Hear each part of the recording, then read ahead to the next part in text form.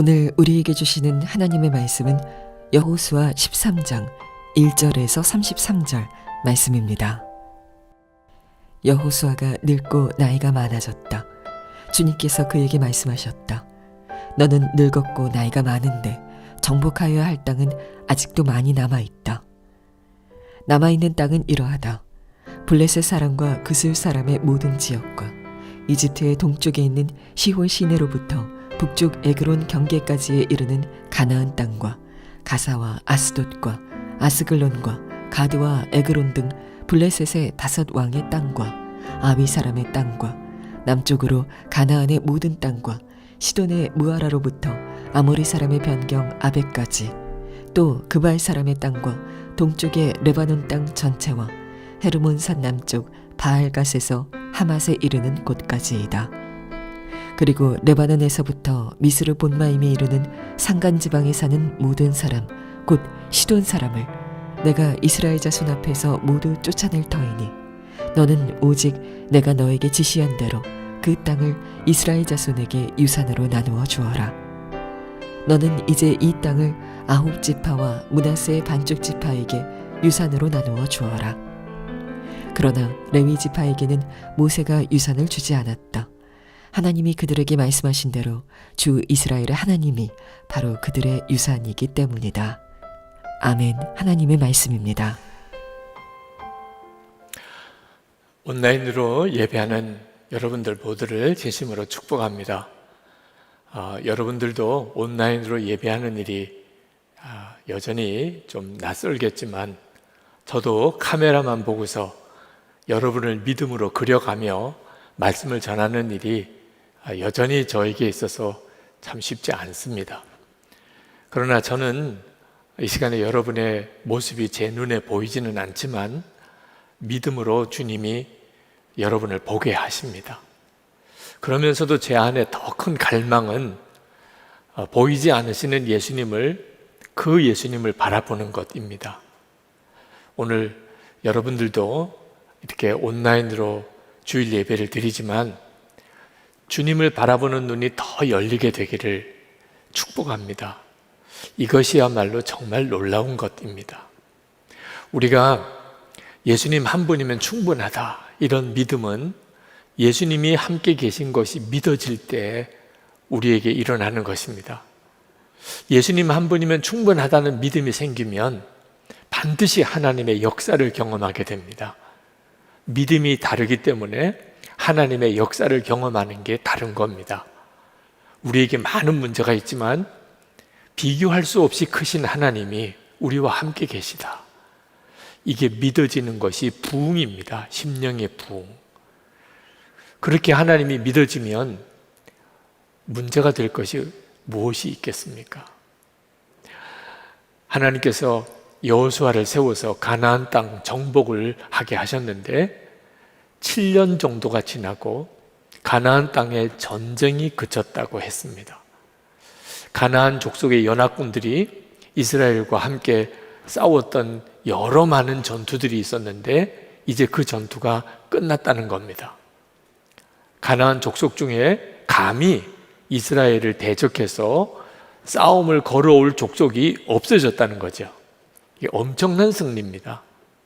그런데 문제가 하나 생겼습니다.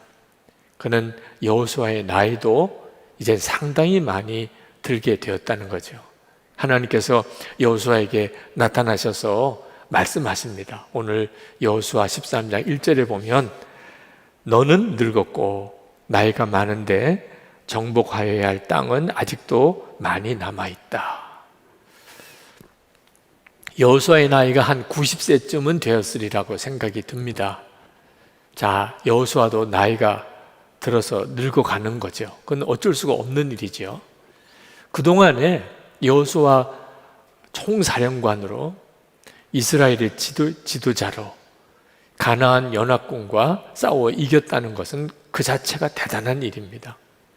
그러나 여전히 가나안 땅에는 이스라엘 백성이 점령하지 못한 땅이 많이 남아 있었습니다. 이 가나안 족속의 연합군과 싸움에서는 이겼지만 그 가나안 족속에 살고 있는 각 지역에 이스라엘 지파가 들어가서 그 땅을 차지한 것은 아니었다는 거죠. 이제 이것은 또 하나의 대단한 과제입니다. 이스라엘 백성들이 땅에 들어가서 살도록 가나안 족속이 순순히 내어줄 리가 없기 때문이죠. 자, 이와 같은 때에 하나님은 여호수아에게 말씀하십니다. 빨리 그 가나안 땅을 각 지파에게 분배하라는 겁니다. 그리고 그 지파들이 그 땅에 들어가서 가나안 족속을 내어 쫓게 하라는 거죠. 하나님께서 이렇게 말씀하시는 이유는 이제 여호수아가 이스라엘 백성 전체를 이끌고 가나안 족속을 다 점령할 그럴 수 있는 힘이 없어졌기 때문입니다. 그리고 가나안 족속은 여전히 가나안 땅에 살고 있는 거죠. 자, 이때 여호수아도 이스라엘의 각 지파도 두려운 문제를 안게 된 겁니다.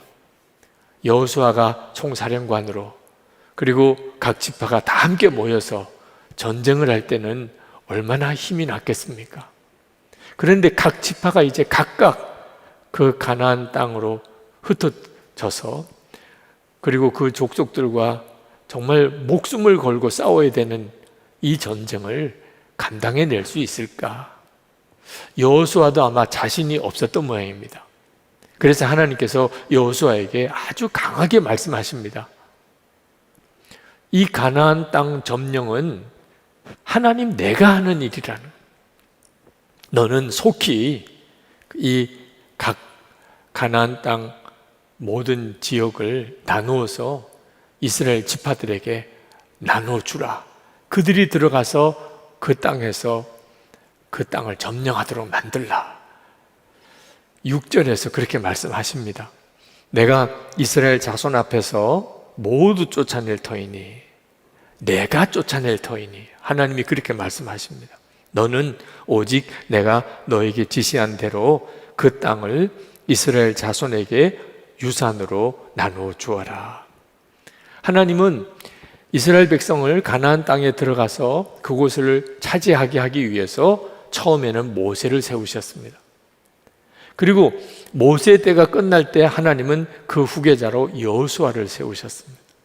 그리고 지금까지 가나안 연합군과의 전쟁을 이기게 하셨습니다. 근데 하나님은 이제 그 나머지 이스라엘 백성을 통하여 가나안 땅을 점령하게 하는 일을 각 지파들이 완성하게 하시겠다는 것입니다. 하나님의 계획은 이 모든 일을 하나님이 친히 하신다는 겁니다. 모세를 세울 수도 있고 여호수아를 세울 수도 있지만 실제로 역사하신 분은 하나님이시라는 겁니다. 여호수아는 나이가 많이 들었습니다. 이제는 전쟁을 계속 수행하기가 어려워진 나이가 되었습니다. 근데 하나님은 그걸 걱정하신 게 아닙니다. 하나님이 정말 걱정하신 것은 이스라엘 그 지파가 여호수아만 바라보게 되는 것이 걱정이었습니다. 여호수아가 앞장서서 전쟁을 이끌어 주어야 되는데 이런 믿음으로 그들이 안주해 있는 것이 하나님에게는 더 큰 문제였습니다.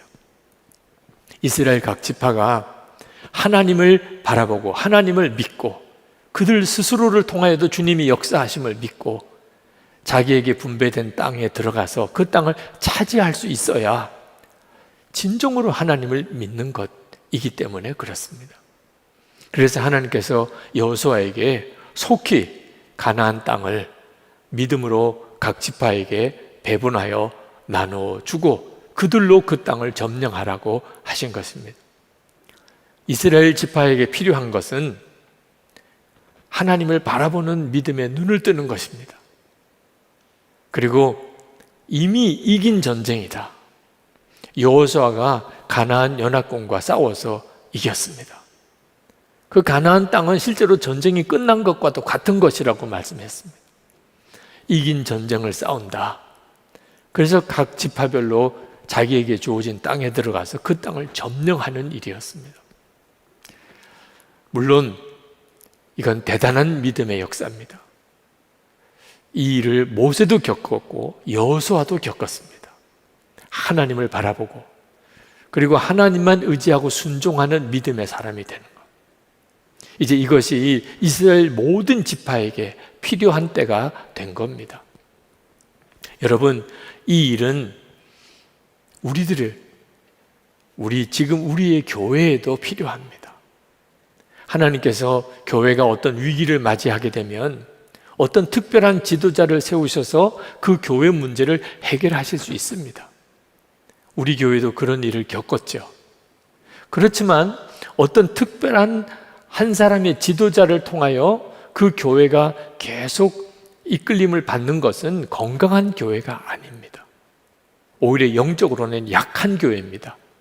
왜냐하면 하나님보다도 사람을 더 의지하고 사람을 더 바라보게 되기 때문에 그렇습니다.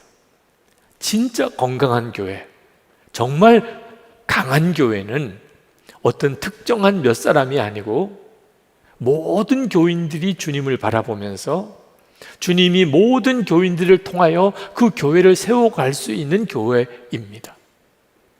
지금 우리 교회는 담임 목사가 이제 교체되는 때에 있습니다. 우리 교회는 지금 바로 이 전환점에 서 있는 겁니다. 그때 여호수아 13장 말씀은 참 소중한 교훈을 우리에게 주고 있습니다. 이스라엘 백성들에게도 그랬지만 우리에게도 이미 이긴 전쟁을 싸우고 있다는 믿음이 있어야 합니다. 하나님께서 이스라엘 각 지파에게 원했던 것은 하나님을 바라보고 이미 이긴 전쟁을 싸운다는 믿음만 있으면 하나님이 그 각 지파를 통하여 그 가나안 족속을 다 내어 쫓아줄 것이라는 것이었습니다. 우리도 마찬가지입니다.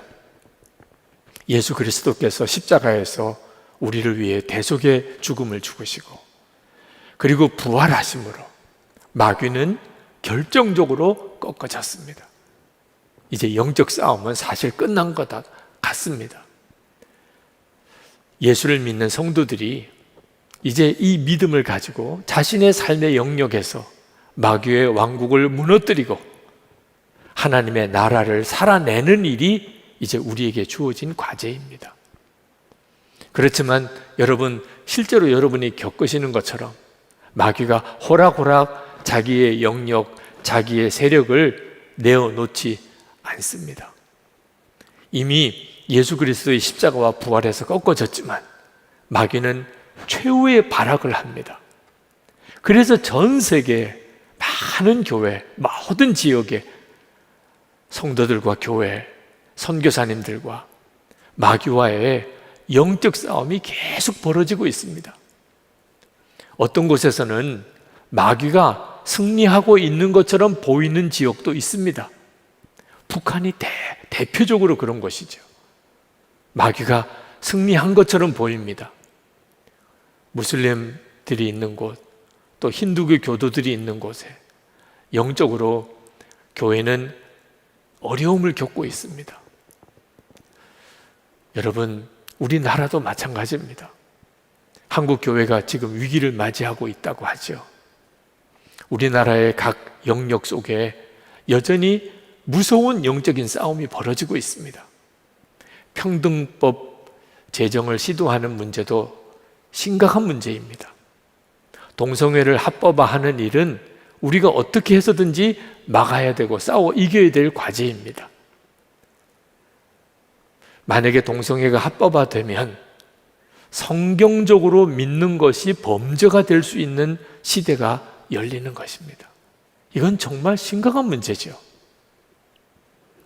개인적으로도 영적인 싸움은 심각합니다. 하나님의 자녀들 이미 예수 그리스도를 생명으로 소유한 성도들이지만 죄의 싸움에서 여전히 고전하는 성도들이 많습니다. 육신적인 질병, 경제적인 어려움, 관계의 깨어짐, 그로 인해서 지금 참으로 고통스러운 문제를 겪고 있는 것이 우리들이 현실이지 않습니까? 그러나 여러분, 이와 같은 그런 영적인 싸움에서 우리에게 필요한 것은 승리의 확신을 가지는 것입니다. 예수 그리스도께서 이미 마귀를 꺾으셨으니, 그러니 나는 이미 이긴 전쟁을 싸우고 있는 것이다. 이길까? 이길 수 있을까가 아닙니다. 이미 이긴 전쟁을 싸우고 있다는 확신이 필요합니다. 그래서 우리가 예수님과 동행하는 삶을 그렇게 강조하는 것이고, 그리고 그렇게 훈련하려고 하는 것입니다. 왜냐하면 예수님 그분이 세상을 이기신 분이기 때문에 그렇습니다. 요한복음 16장 33절에 이렇게 말씀하셨습니다. 이것을 너에게 이르는 것은 너희로 내 안에서 평안을 누리게 하려 함이라. 세상에서는 너희가 환난을 당하나 담대하라. 내가 세상을 이겼노라. 세상을 이기신 예수님을 바라보는 것, 세상을 이기신 예수님이 내 생명이 되시는 것을 진짜 믿는 사람은 환난을 당해도 두려워하지 않습니다. 그는 반드시 이기고 그 마음의 심령 속에는 놀라운 평안이 그를 사로잡아 주는 것입니다. 로마서 10장 10절에 보면 우리가 마음으로 믿어 의에 이르고 입으로 시인하여 구원에 이른다고 말씀했습니다. 근데 참 안타까운 것은 많은 성도들이 영적인 싸움을 싸울 때, 여러 가지 시험과 환난을 겪을 때 죽겠어요, 힘들어요, 못 살겠어요, 더 이상 견딜 수가 없어요, 왜 나만 이런 어려움을 겪어야 되나요? 그런 한탄을 합니다. 그것은 문제가 어렵기 때문이 아닙니다. 예수님을 바라보는 믿음의 눈을 뜨지 못하고 이미 이긴 싸움을 싸우고 있다는 확신이 없기 때문에 그렇습니다. 많은 목회자들과 성도들을 상담하면서 느끼는 겁니다. 우리에게 여러 가지 유형의 시험과 문제가 많지만 결국 그 문제는 하나로 귀결이 됩니다. 정말 예수님께서 나와 함께 계시는 것을 믿느냐? 주님이 내 생명이 되셨음을 믿느냐? 여기에 모든 문제가 다 좌우됩니다. 나는 이미 죽었고 예수님이 내 생명이십니다. 나는 이제 오직 주님만 따라갑니다. 주님께만 순종합니다. 이 결단만 분명해지면 해결되지 않을 문제가 사실 없음을 봅니다. 이스라엘 백성들에게 필요했던 것은 하나님을 바라보는 믿음의 눈을 뜨는 것이었습니다. 각 지파들이 자기에게 주어진 땅에 들어가서 그 땅을 점령할 때 그들은 군사의 수를 보지도 않고 또 지휘관이 여호수아냐 아니냐 하는 것도 문제가 아니고 하나님을 바라보는 눈이 열리게 그 믿음만 분명하면 하나님이 그들을 통해서 그 땅에 있는 모든 족속을 다 내어 쫓아 주실 거라는 거죠. 그래서 하나님께서 하신 일이 참 놀라운 일이 있으신데, 레위 지파에게 땅을 나누어 줄 때 레위 지파에게는 땅을 주지 않은 것입니다. 14절 말씀에 이렇게 말씀합니다. 모세는 레위 지파에게만 유산을 주지 않았는데 그것은 하나님께서 그에게 말씀하신 대로 주 이스라엘의 하나님께 불살라 드리는 제물이 그들의 유산이기 때문이다. 하나님은 레위 지파에게 거룩한 성직의 사명을 주셨습니다. 그래서 온 이스라엘 지파를 대표해서 하나님께 제사 드리는 일을 감당하게 하셨습니다. 그리고 하나님의 율법을 잘 간직해서 그걸 기록하고 그리고 이스라엘 백성들에게 그것을 가르치는 일을 맡기셨습니다. 이 일에 전념하게 하기 위해서 레위 지파에게는 땅을 주지 않은 겁니다. 농사짓고 양치고 하는 일을 면제시켜 준 거죠. 그리고 이스라엘 백성들이 하나님께 제사를 드리러 올 때 가지고 온 제물이 레위 지파의 재산이 된 겁니다. 그들이 먹고 사는 재산이 된 겁니다. 그런데 이것이 의미하는 것이 있습니다. 그 영적인 의미가 중요합니다. 하나님이 레위 지파의 기업이라는 것입니다. 33절에 다시 그 말씀을 하고 있습니다. 그러나 레위 지파에게는 모세가 유산을 주지 않았다. 하나님이 그들에게 말씀하신 대로 주 이스라엘의 하나님이 바로 그들의 유산이기 때문이다.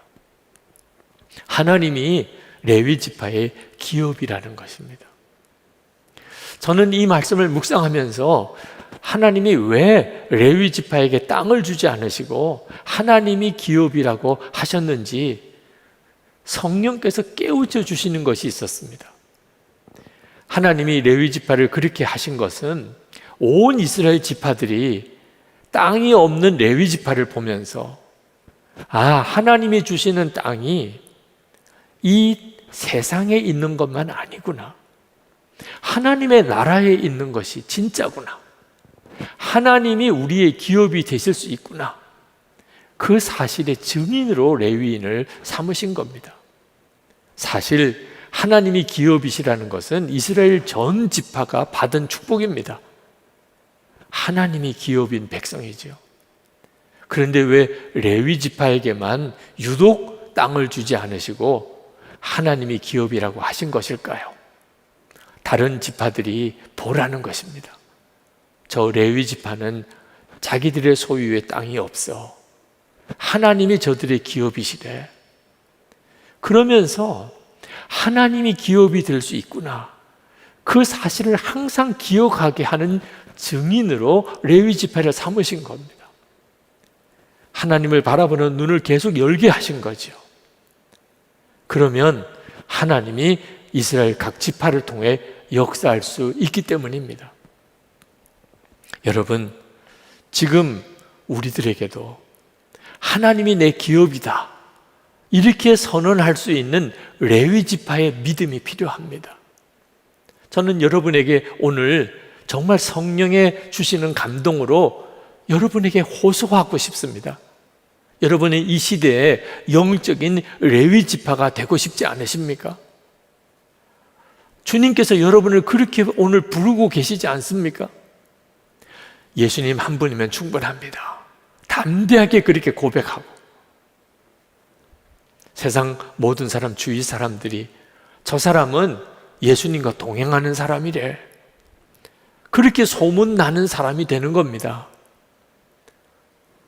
여러분 중에는 솔직히 말해서 이 땅에 기업이 없고 하나님이 기업이 되시는 레위 지파가 불쌍해 보이는 분들이 있으실 겁니다. 나는 레위 지파 되기 싫어.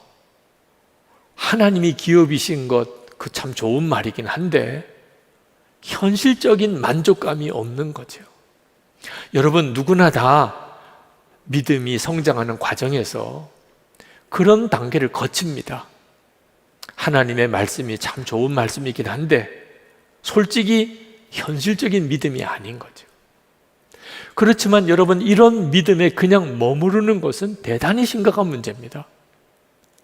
부자 청년이 예수님에게 찾아와서 영생을 구했습니다. 그 영생에 대한 갈망이 실제로 있었던 거죠. 그러나 그 부자 청년은 예수님께서 가진 모든 재산 가난한 사람에게 다 나눠주고 나를 따르라. 그러면 하늘에서 상급이 크리라 말씀하셨습니다. 그냥 재산을 나눠주라는 거 아닙니다. 하늘에서 상급이 클 것이라고 약속하셨습니다. 그러나 부자 청년에게는 그 말씀이 고민거리가 되었습니다. 세상의 재산을 다 나눠주고 하늘나라의 상급을 취할 건가? 결국은 어떻게 결론 내립니까? 영생을 포기하고 세상 재산을 택합니다. 왜? 여전히 그 믿음이었기 때문에. 하나님의 나라는 나에게 실제가 아닙니다. 세상의 땅은 그건 내게 있어서 너무나 중요합니다. 이런 믿음의 수준으로는 끝까지 예수님을 따라가지 못합니다. 진정 구원받은 자의 삶을 살지 못합니다. 여러분, 이 믿음에서 빨리 벗어나야 합니다. 얼마 전 뉴스에 세계 최고의 부자들이 우주 여행을 했던 그런 소식을 보았습니다. 아마존의 창업자인 제프 베이조스, 또 테슬라의 창업자인 일론 머스크 같은 사람들이 이미 우주를 다녀왔고 또 앞으로 우주 여행을 할 계획이 있다는 뉴스가 나왔습니다. 참 멋있는 일이기도 하고 대단한 일이기도 합니다. 그리고 사업상으로도 아마 앞으로 굉장한 돈을 벌 수 있는 그런 사업 아이템이기도 할 것입니다. 그런데 여러분, 이 우주를 정복하고 우주를 여행하는 것보다 더 크고 중요하고 시급한 문제가 있다는 것을 알아야 합니다. 우리의 영혼의 구원의 문제입니다. 만약에 우리 영혼이 구원받지 못했는데, 영생을 얻지 못했는데 우주를 정복한들, 그 우주를 정복한 것이 다 무슨 의미가 있겠습니까? 저는 어제 토요일 39세 젊은 나이에 하나님 앞에 부름을 받은 남자 집사님 입관 예배를 인도했었습니다. 사랑하는 가족과 함께 휴가를 갔다가 자기 생일에, 39세 되는 생일에, 그러나 갑작스러운 사고로 하나님 앞에 갔습니다. 우리의 삶은 어떤 일이 어떻게 일어날지 모르는 삶 속에 살고 있습니다. 과연 내게 있어서 영혼에 대한 준비는 확실히 되어져 있는 건지, 내 땅, 진짜 내가 누릴 하나님의 나라의 내 기업은 내게 진짜 분명한 건지, 여러분 이것부터 분명히 확인하고 살아야 하는 겁니다. 저는 신학교 다닐 때 예수님 한 분이면 충분합니다, 이 고백을 못했습니다. 두려웠습니다. 솔직히 너무 두려웠습니다. 예수님 한 분이면 충분합니다, 예수님이 나의 왕이십니다, 이런 고백은 나머지를 다 포기해야 되는 것으로 그렇게 느껴졌습니다. 목회 실패해도 좋다, 아무것도 가진 것이 없어져도 좋다, 그런 의미로 받아들여졌습니다. 제가 목사가 되고 이왕 목사가 되고 될 거면 저는 목회에 성공했다는 말을 듣고 싶었습니다. 솔직히 말해서 대접도 받고 누릴 것도 누리고 그렇게 살고 싶었습니다. 예수님 한 분이면 충분하다, 그건 저에게 있어서는 너무나 현실적인 이야기가 아니었습니다. 그것은 그때 제게 예수님은 그저 들어서 아는 분 정도의 수준이었기 때문에 그렇습니다. 예수님 그분이 얼마나 놀라우신 분인지 솔직히 제게는 인격적인 만남도 없었고 주님과의 교제도 없었기 때문에 그랬습니다.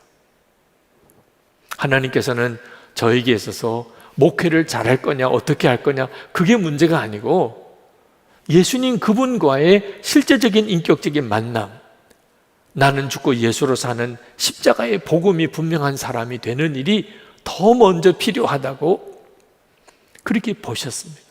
그리고 저를 그렇게 이끄셨습니다. 이제 저는 제 목회 사역에 마무리를 해야 되는 시점에 와 있습니다. 정말 그렇습니다. 세상에서 누리고 소유하는 것이 얼마나 부질없는 것인가를 봅니다. 예수님 한 분이면 충분합니다, 담대하게 고백할 수 있는 믿음이 얼마나 복된 것인가. 사도 바울처럼 세상 유익 다 해로 여기고 배설물처럼 버릴 수 있는 그 정도로 예수님을 알고 주님과 동행하는 삶이 얼마나 복인가, 이제는 정말 깨닫게 됩니다. 성도 여러분, 여러분도 정말 그 눈이 뜨여야 됩니다. 우리에게 주어진 하나님의 기업은 이 세상에 있지 않습니다. 하나님의 나라입니다.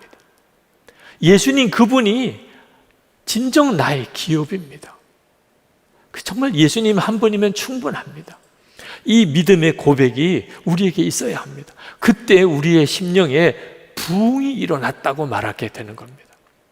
마틴 로이드 존스 목사님이 쓰신 부흥이라는 책에 부흥에 대한 아주 간단하고 명확한 정의가 나옵니다. 부흥이란 하나님의 백성들이 갱신되고 새로워지며 예수와 동행하는 삶을 회복하는 것입니다. 예수님과 동행하는 삶을 회복하는 것, 이것이 부흥입니다. 그때 우리는 이스라엘 각 지파들에게 하나님이 그토록 원하셨던, 하나님만 믿으면 이미 이긴 전쟁을 싸운다는 것만 확신하면 너희들을 통해서도 하나님은 그 땅에 가나안 족속을 다 내어 쫓으실 수 있다. 하나님이 약속하신 것을 성취하여 살 수 있다. 그대로 우리들이 누리게 되는 것입니다. 우리 교회도 그 믿음이 필요하고 우리 각자도 그 믿음이 필요합니다. 여러분, 예수님과 친밀히 동행하는 삶에 어제와 오늘이 다르십니까? 어제는 그런 믿음이 없었는데 오늘은 그런 믿음으로 서는 그런 변화가 일어나고 있습니까? 그리 되어야 됩니다.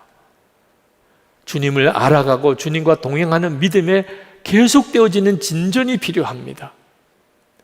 저절로 그런 일이 일어나기를 기대하지 마십시오. 그러다가는 가슴을 치며 후회할 날이 반드시 오게 됩니다. 나는 지금 이 시대에 영적인 레위지파다. 이 땅에 하나님의 주신 기업이 내게 비록 없을지라도 나는 하나님의 나라의 기업을 소유한 자다. 예수님 한 분이면 충분하다. 여러분, 담대하게 그렇게 고백할 수 있는 믿음으로 서야 됩니다. 그때 여러분이 알게 됩니다. 진짜 이 세상과 비교할 수 없는 하나님, 그 놀라우신 은혜, 그 말할 수 없는 하나님의 약속이 여러분의 삶에서 성취되고 있음을 경험하게 됩니다. 배우자가 변하지 않아도, 자녀들이 아직 여전히 그 상태일지라도, 경제적으로 또는 건강상에 여전히 여러분에게 문제가 많이 있을지라도, 직장에서 일터에서 온갖 시험이 있을지라도, 여러분 주님과 동행하는 믿음의 눈이 계속 열리기 시작하면 절대로 꺾어지지 않습니다. 끝까지 이길 힘이 생깁니다. 하나님의 약속이 반드시 성취되는 것을 보게 됩니다. 이 은혜가 우리에게 지금 필요합니다. 여러분, 이 시간 같이 기도합시다. 하나님, 저를 지금 이 시대의 영적 레위지파로 써주십시오. 아직도 믿음이 온전하지 못한 가족들이 있습니다. 아직도 믿음이 온전하지 못한 우리 속회 식구들이 있습니다. 세상에는 진짜 하나님을 믿지 못하는 사람이 너무 많습니다. 저를 하나님이 기업인 사람, 예수님 한 분이면 충분한 사람으로 저를 증인으로 사용하소서. 여러분의 입으로 분명하게 고백하고 기도해 보시기 바랍니다. 반드시 하나님의 성령의 역사하심이 있으실 겁니다. 기도하겠습니다.